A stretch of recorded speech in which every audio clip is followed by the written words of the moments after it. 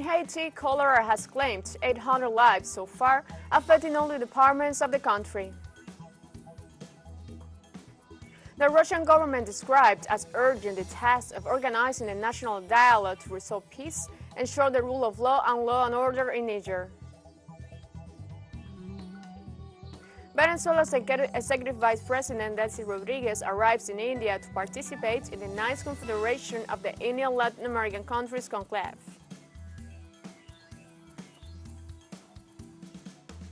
Hello, welcome to From the South. I'm Ana Rosabal from the teleSUR studios in Havana, Cuba. We begin with the news. In Haiti, the health ministry informed on Wednesday that the country reached 809 deaths due to cholera, an infection that reemerged last October and affects all the departments of the country. According to the source, at least 58,859 people presented symptoms of the ailment. Of them, 3,583 diagnosed with virus that cause vomiting, diarrhea, and dehydration. From October to date, more than 52,000 people required medical assistance and were hospitalized to treat their symptoms, while most of the deaths were registered in health centers. At a press conference, the Director General of that entity, Tedros Adhanom Ghebreyesus, warned that there is a risk of outbreaks of other diseases such as TB, measles, or poliomyelitis, while its health services suffer serious shortages. The Argentine government categorically rejected on Wednesday the maneuvers carried out by the United Kingdom in the Malvinas Islands and reiterated the sovereign rights of that South American country over that overseas territories. This time it was a new edition of the military exercises called Cape Bayonet, which bring together different forces that are part of the military deployment of the illegal British occupation in the island, according to a statement issued by the Ministry of Foreign Affairs of that nation. It also assures that such actions constitute an unjustified show of force and a deliberate departure from the numerous resolutions of the United Nations Organization and other bodies.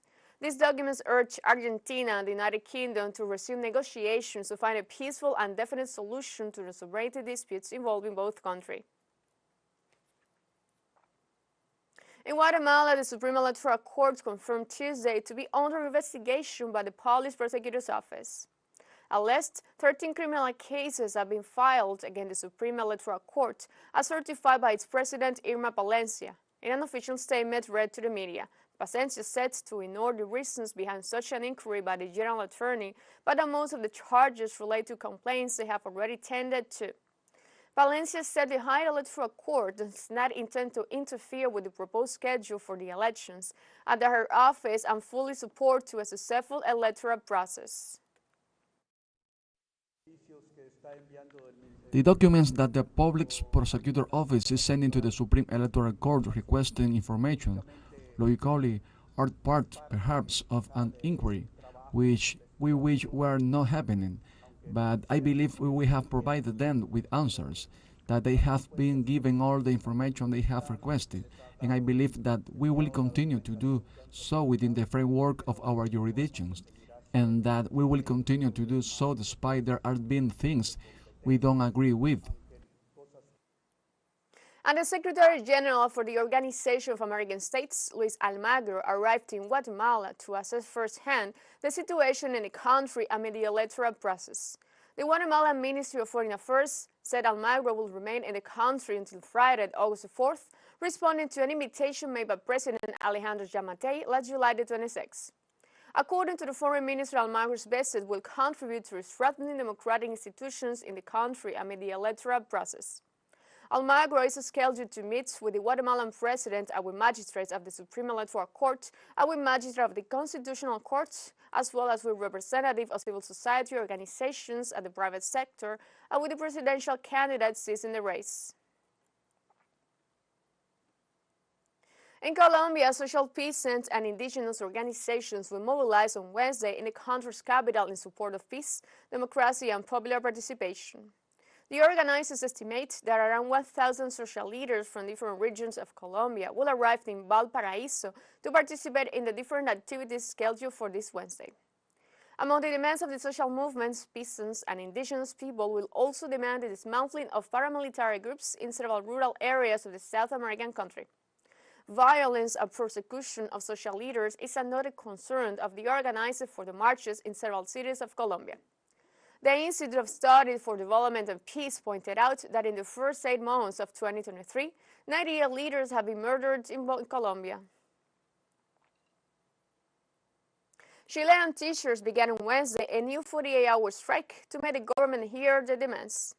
Chilean Teachers Association President Carlos Diaz said that the strike derived from a lack of response from the Minister of Education to an 8-point petition. Their demands include preparation for historical debt, that is paying delayed retirement bonuses along with the cessation of labor harassment, having better conditions at work, and putting an end to school violence. Diaz said there will be 130 buses bringing in teachers from various regions of the country to the capital, to gather outside the Congress headquarters. The Ministry of Education is expected to deliver a proposal to the Teachers Association before the start of the announced 48-hour strike.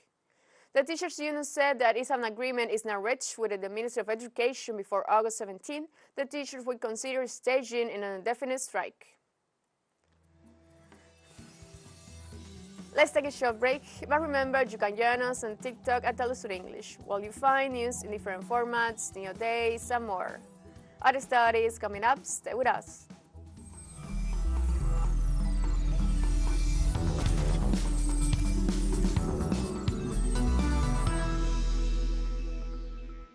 Welcome back.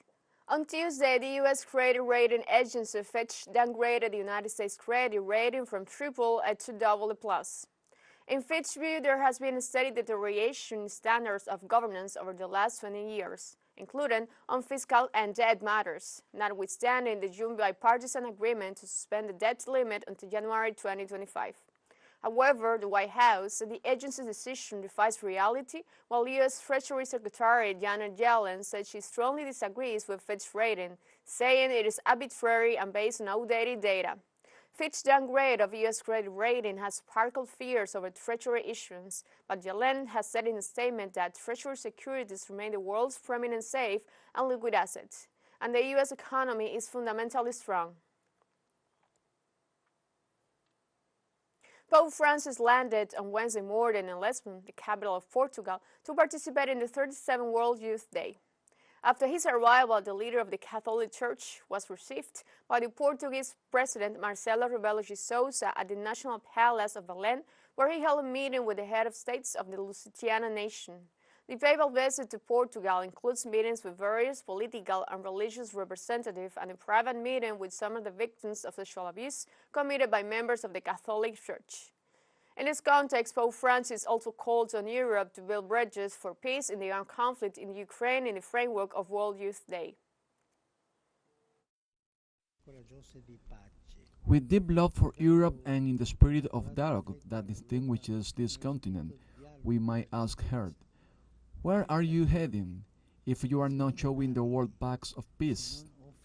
Creative ways to bring an end to the war in Ukraine and to the many other conflicts causing so much bloodshed. If faced with common problems, our world is divided, or to say the very least, insufficiently cohesive, incapable of confronting together that threaten us all. Planetary injustice, wars, climate and migration crisis. These seem to run faster than our ability and often our will to confront these challenges in a united way. And in the framework of Pope Francis' visit to Portugal on the 37th World Youth Day, President Marcelo Rebelo de Sousa promulgated the amnesty and pardon law that first the government and then the national parliament had debated and approved in honor of the pontiff visit.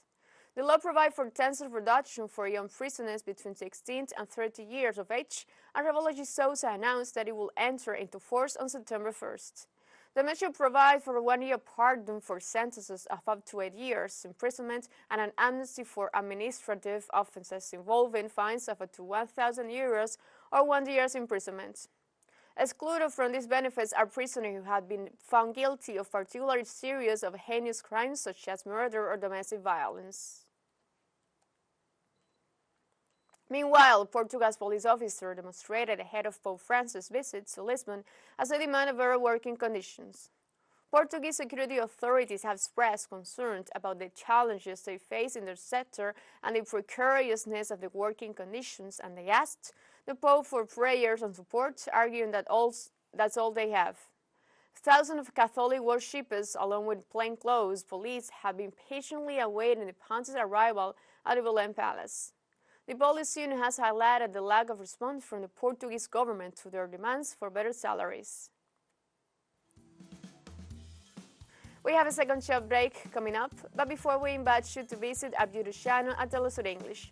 There you'll be able to rewatch our interviews, sub-stories, special broadcastings, and more. Hit the subscribe button and activate the notification bell to stay up to date on the world's more recent events.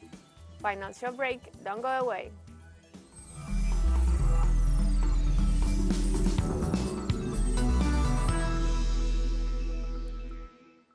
Welcome back. The Russian government on Wednesday described as urgent the task of organizing a national dialogue to restore peace, ensure the rule of law and law and order in Niger. Russian Foreign Ministry spokeswoman Maria Zakharova stressed the importance of not allowing the situation in this West African country to deteriorate further. She added that Russia considers it urgent to set an agenda to organize a national dialogue to restore peace and ensure the rule of law in the African country.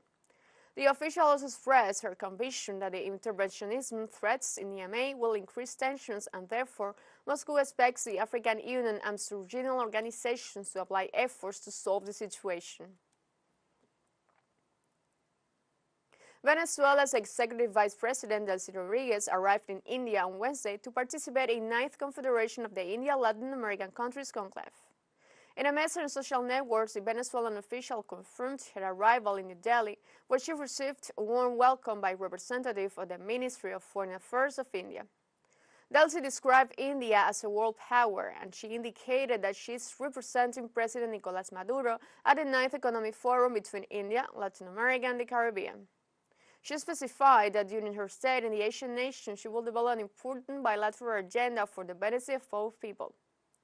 According to the program released by the minister, Delcy Rodríguez will also meet with the Indian Vice President Jagdeep Dhankhar and Foreign Minister Subramaniam Jaishankar before returning to her country. On Wednesday, Pakistani health authorities reported that the death toll after a weekend suicide bombing of a prior Taliban party rally rises to 63. The devastating attack is one of the worst in recent years in the country. The events unfolded when an attacker targeted an election campaign rally of the pro-Taliban Fazlur Rahman party in the Baju region, an area where the Pakistan army have fought against the Pakistani Taliban. Local authorities have said efforts to counter and address the underlying causes of extremism remain paramount to fostering a peaceful and harmonious society. As the nation mourns the lives lost and those affected by this tragedy, it underlines the urgency of ongoing collaborative actions to combat terrorism, promote tolerance, and work towards a safer future for all. We have come to the end of this news brief. You can find this and many other stories on our website at telesurenglish.net. And join us on social media, Facebook, Twitter, Instagram, Telegram, and TikTok. For teleSUR English, I'm Alena Rosabal. Thank you for watching.